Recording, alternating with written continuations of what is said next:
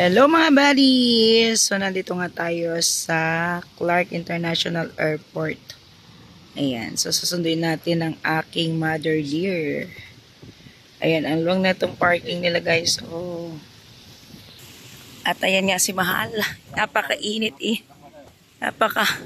Napakainit. Wala So, siya rin. oh, diba? Kapogi ni Mahal. Picture lang kita dyan eh. Ayan. 1, 2, 3. 1, 2, 3. Ayan. So, napakalong ng parking dito mga buddies.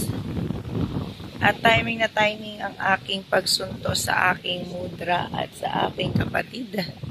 Dahil talagang ayan, ganda ng panahon. Ayan, sa kabila ng maulan na 1 linggo. Ayan, so timing ang kanilang pag-uwi.